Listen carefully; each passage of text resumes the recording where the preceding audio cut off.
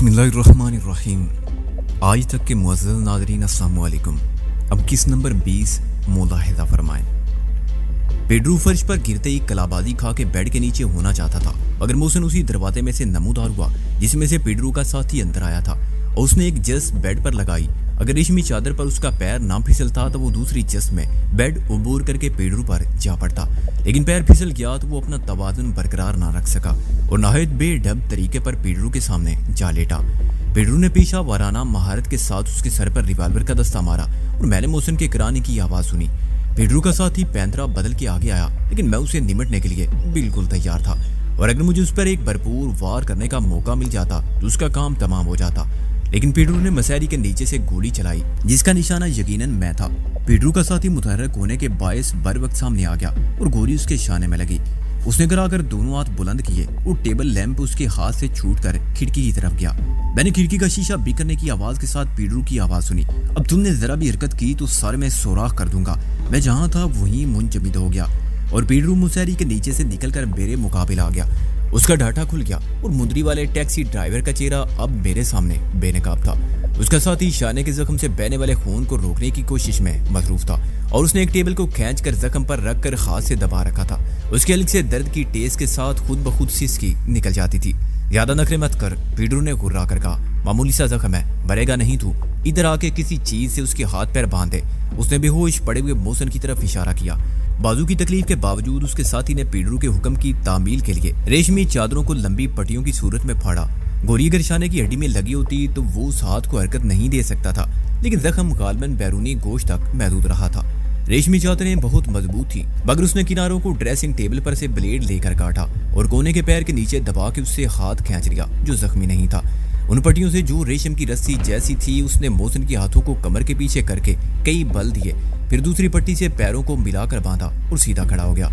मेरे अलावा पेड्रू ने भी उस तमाम कार्रवाई को बागौर देखा, लेकिन एक लम्हे के लिए भी वो दूसरी तरफ से गाफिल नहीं हुआ था।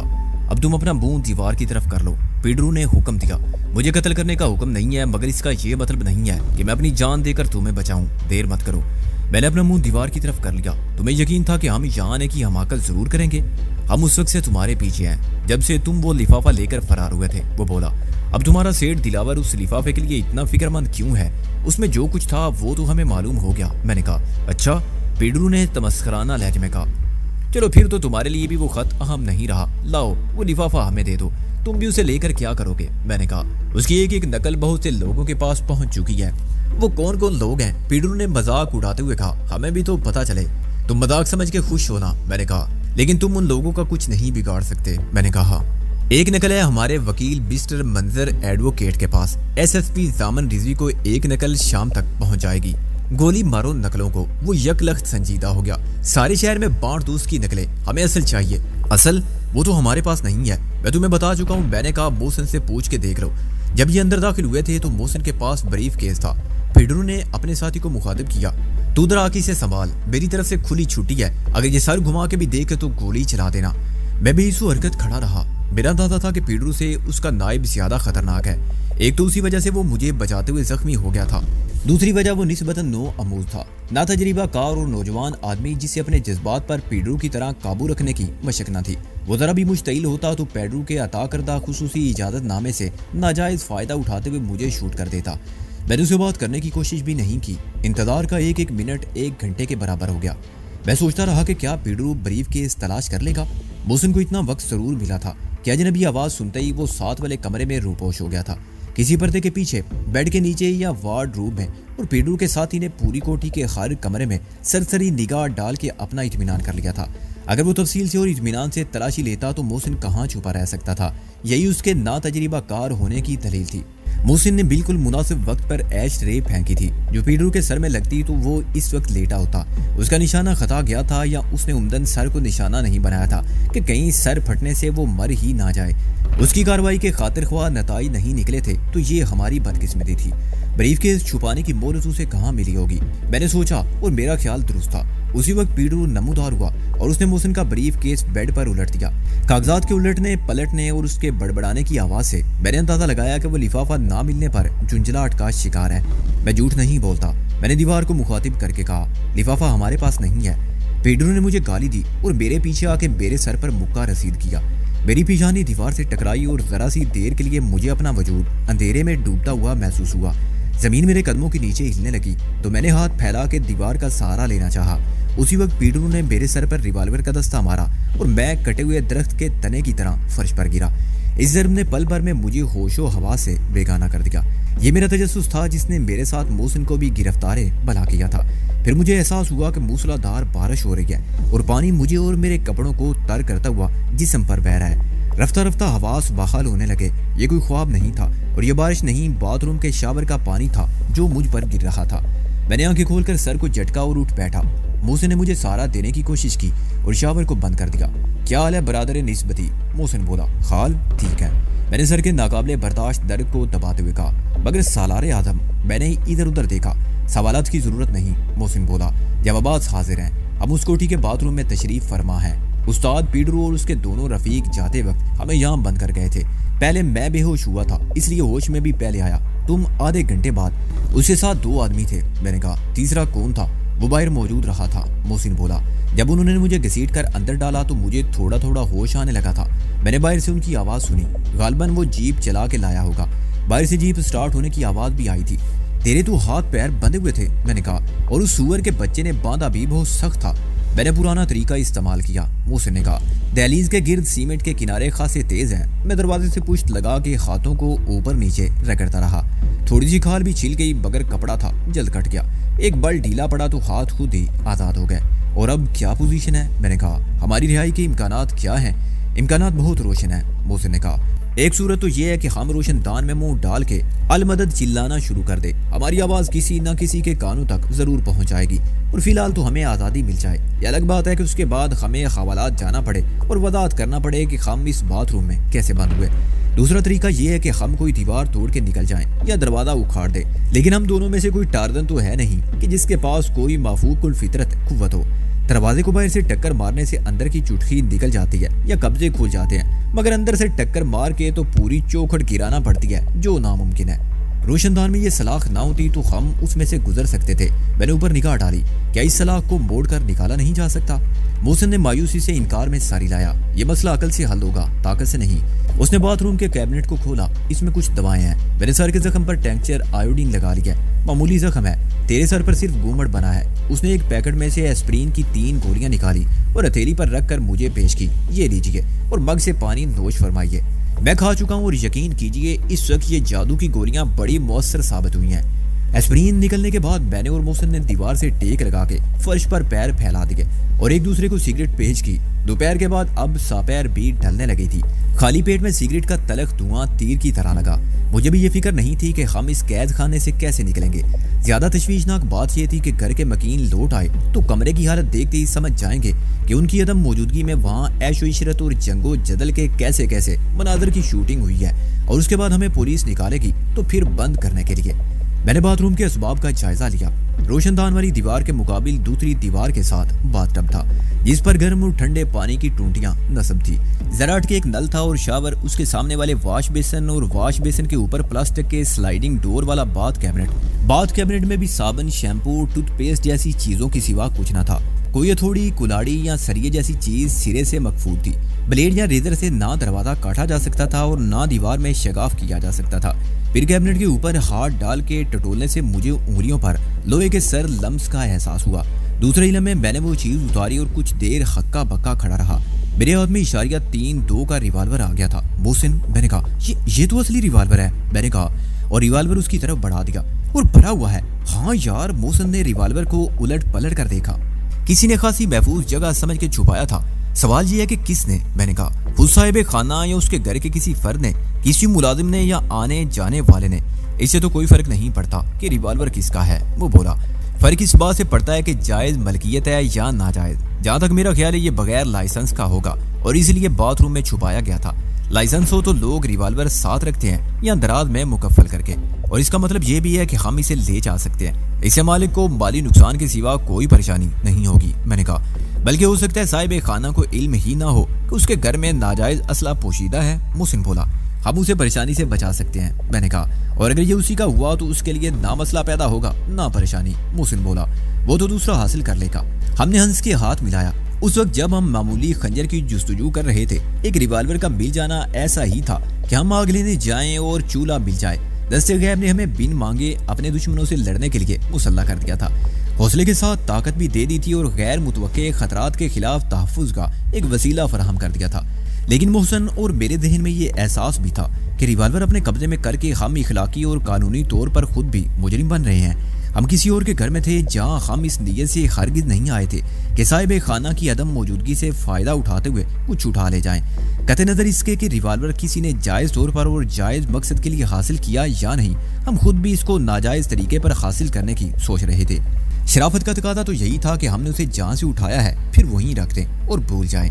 دوسری طرف ہمارے حالات تھے جو سنگین تر ہوتے جا رہے تھے اور ہمارے مقابل خطرناک مجرم تھے جن کا مقابلہ خالی ہاتھ اور شرافت سے نہیں کیا جا سکتا تھا۔ ضامن رضوی کی سفارش کے باوجود میں ریوالور کا لائسنس ملنے کے بارے میں بہت زیادہ پر امید نہیں تھا۔ ایسے یہ ریوالور ملنا غیبی امداد کے سوا کیا سمجھا جا سکتا تھا؟ اتفاقات کا یہ طویل سلسلہ کس کا انتظام تھا جس نے ہمیں دوبارہ اس کوٹھی میں آنے پر مجبور کیا؟ دشمنوں کو ہمارے تعاقب میں پہنچایا۔ وہ جاتے ہوئے ہمیں اسی جگہ بندہ ہوا نہیں چھوڑ کر گئے جہاں سے خاموش میں آتے اٹھ کر باہر جا سکتے تھے، اور انہوں نے ہمیں قید بھی کیا تو اسی باتھ روم میں۔ میرا ذہن ان دلائل کو تسلیم کرنے پر مزید تھا، لیکن ایک خلش سی باقی تھی کہ کوئی جواد ہمارے جرم کو بے گناہی کی سند نہیں دے سکتا۔ حالات خواہ کیسے بھی ہوں، چوری اور ناجائز اسلحہ رکھنے کی سزا پر اثر انداز نہیں ہوتے۔ شاید میں ریوالور کو واپس وہیں رکھ دیتا، مگر محسن نے اچانک کہا، یار سکندر، میرا خیال یہ وہی ریوالور ہے جو استاد پیڈرو کی خات میں تھا، تو زیادہ قریب سے دیکھا تھا۔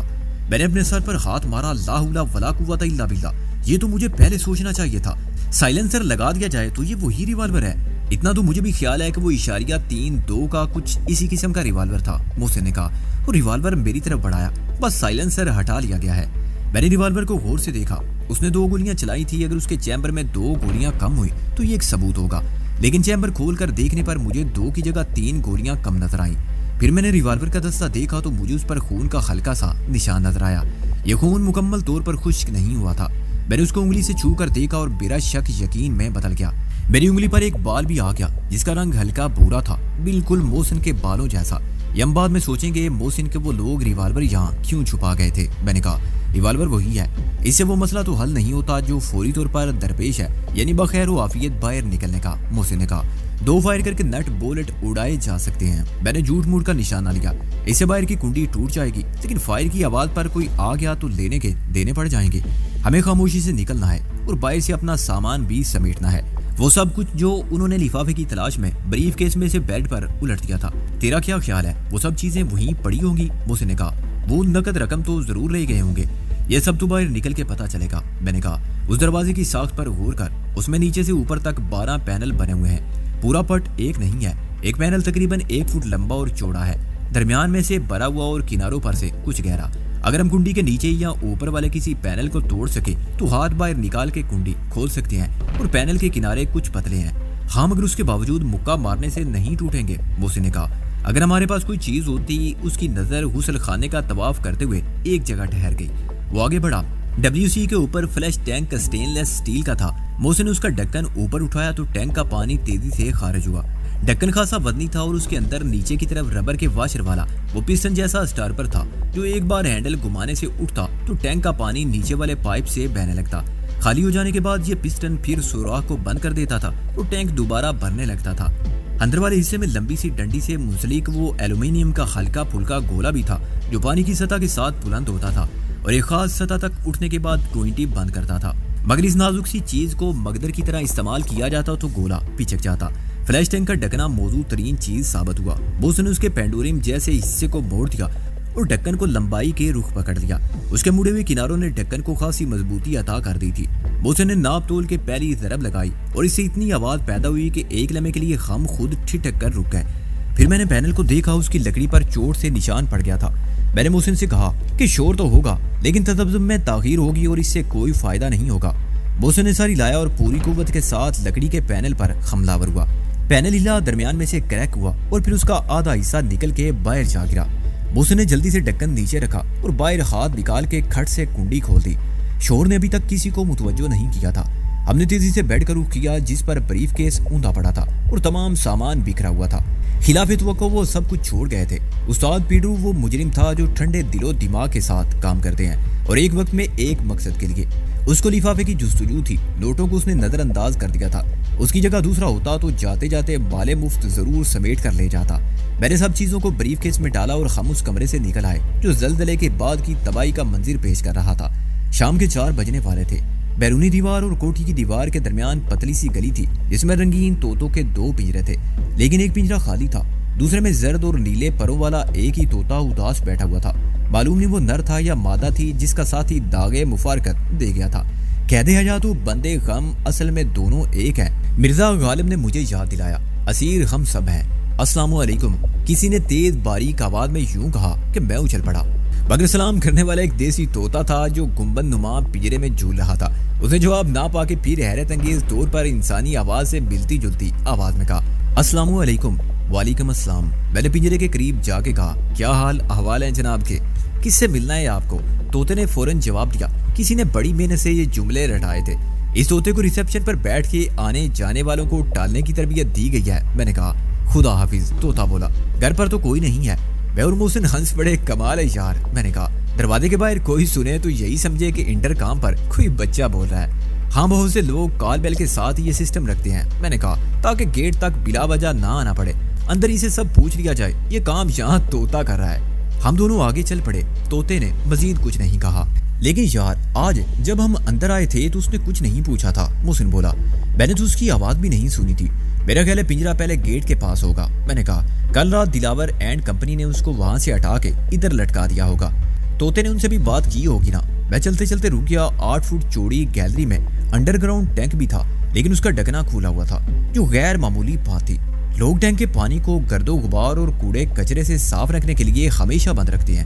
میں نے 2 فٹ کے مربع سوراخ سے اندر جھانکا تو مجھے پانی میں آسمان کی نیلاٹ اور درختوں کی سرسبزی کے درمیان اپنا عکس دکھائی دیا۔ پھر میرے ذہن کو بجلی کا جھٹکا لگا۔ میں نے اپنی صورت کو پہچاننے میں غلطی کی تھی۔ وہ میرا چہرہ نہیں تھا۔ میں بے اختیار پیچھے ہٹ گیا۔ محسن، میں نے کہا، تو جان کے دیکھ اس میں یہ میری نظر کا دھوکہ ہے یا؟ محسن نے جھک کر دیکھا اور میں نے اس کی صورت کے تغیرات کو دیکھا۔ 1 منٹ بعد وہ سیدھا ہوا تو میں نے پھر جھانکا اور اس مرتبہ مجھے پانی میں تیرتے ہوئے شخص کا چہرہ صاف دکھائی دیا۔ اس کی کھلی آنکھیں مجھے گھور رہی تھی۔ وہ 40-45 سال کا اوس قد و قامت کا آدمی تھا۔ اس نے خاکی رنگ کی واسکٹ اور پتلون پہن رکھی تھی۔ ٹینک 6 فٹ گہرا تھا، مگر اس میں پانی کی گہرائی آدھی بھی نہ تھی۔ چنانچہ اس کی لاش بڑے مذہقہ خیز انداز میں تہہ سے جا لگی تھی، یوں کہ اس کے دونوں پیر ایک دیوار پر ڈگ گئے تھے اور پانی سے باہر تھے۔ غور سے دیکھنے پر مجھے پانی کا رنگ بھی سرخی مائل نظر آیا اور میں نے اس کی کنپٹی کے پاس شاہی مائل سرخ دبا سا دیکھا۔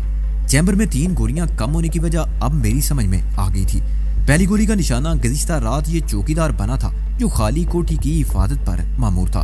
السلام علیکم، طوطے نے کہا، اور ہم یوں چونکے جیسے اس نے نہیں، گھر کے کسی فرد نے ہمیں اس فرض شناس جان نثار کی لاش کا تماشا کرتے پکڑ لیا ہے۔ ہم تیز قدموں سے دروازے کی طرف لپکے۔ کس سے ملنا ہے آپ کو؟ طوطے نے چلا کر کہا۔ ہم گیٹ کھول کر باہر آ گئے اور خاموشی سے ایک طرف سڑک پر چلنے لگے۔ دور سے طوطے کی آواز آئی، گھر پر کوئی نہیں ہے۔ ہاں، گھر پر کوئی نہیں ہے سوائے ایک لاش کے۔ اب تو ساری بات صاف ہو گئی ہے۔ محسن نے کافی دور نکل آنے کے بعد کہا کہ دلاور نے اپنی بے خوفی کے ساتھ یہاں تمہارے ساتھ ڈرامہ کیسے کیا تھا۔ چوکیدار کو شاید مزاحمت کا موقع ہی نہیں ملا ہوگا۔ کسی نے پیچھے سے آ کر اسے دبوچ لیا ہوگا اور کنپٹی پر ریوالور رکھ کے فائر کر دیا ہوگا۔ غریب کے حلق سے آواز بھی نہ نکل سکی ہوگی، اور ریوالور کو باتھ روم میں چھپانے کا مقصد بھی اب سمجھ میں آتا ہے۔ میں نے کہا، انہوں نے چوکیدار کو مار کے ٹینک میں ڈال دیا اور ریوالور باتھ روم میں ایسی جگہ رکھ گئے کہ لاش کی دریافت کے بعد پولیس تلاشی لے تو آلہ قتل برآمد ہو جائے۔ الزام کسی پر نہ آئے۔ گھر کا مالک تو ثابت کر سکتا ہے کہ وہ کہاں لوکیشن شوٹنگ میں مصروف تھا اور اس کے کتنے گواہ ہیں۔ پولیس عموماً ذاتی دشمنی کا کیس بنا کے نامعلوم قاتلوں کو تلاش کرتی ہے اور واجبی سی کارروائی کے بعد داخلے دفتر کر دیتی ہے۔ دلاور کو یہ بات معلوم ہوگی کہ صاحب خانہ کے کب تک لوٹنے کا امکان نہیں ہے۔ محسن بولا، عموماً فلمی صفحے پر اخبارات مختصر خبر دے دیتے ہیں کہ فلمی دنیا کی مصروفیات کیا ہیں۔ شاید اس ہدایت کار کے بارے میں بھی خبر ہوگی کہ ان کا یونٹ کہاں گیا ہے۔ یہ صاف ظاہر ہے کہ کسی نے ہمیں اس واردات میں ملوث کرنے کی کوشش نہیں کی۔ پیڈرو اور اس کا ساتھی ناکام ہو جاتے وقت ہمیں قتل بھی کر سکتے تھے یا ہمیں اس طرح باندھ کے جا سکتے تھے کہ ہم ہل بھی نہ پاتے اور پولیس آ جاتی۔ وہ جانتے ہوں گے کہ ہم ہوش میں آ کے نکل جائیں گے، لیکن فوراً نہیں۔ دلاور نے مجھے 1 مہینے کی مہلت دی ہے۔ आदमी कोल का पक्का मालूम होता है, मैंने तलखी से कहा। 1 फरलांग से ज्यादा पैदल सफर करने के बाद हमें झोंपड़े जैसा एक तंदूर मिला जो एक खाली प्लाट पर नाजायज कब्जा करके तामीर किया गया था। आरजी किस्म की दीवारें जो धुएं से स्याह हो रही थी, वो टीन की पुरानी चादरों की छत जिस पर खाली क्रेट, पुराने टायर और खुश्क पत्तों के ढेर थे।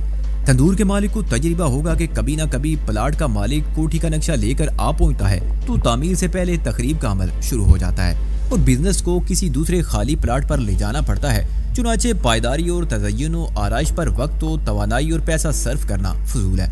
उसने एक टीन पर खाना बदोश होटल बकलम खुद लिख के टांग दिया था, बाकी इख्तियार वो खुद था। जब हमने उस जाए इब्रत सराय फानी में कदम रखा तो मजदूर और फकीर टाइप लोग लंच तनावल फरमा के जा चुके थे और अंदर मुकम्मल खामोशी थी। पंजों पर आमने सामने बैठ के हमने मदोश शराबी की तरह डोलती मेज पर से एल्यूमिनियम का बैला जग उठाया और उसे मैच करते हुए गिलास में वो पानी पिया जिसे मालिक होटल हदा ने हैंड पंप से ताज़ा बरामद किया था।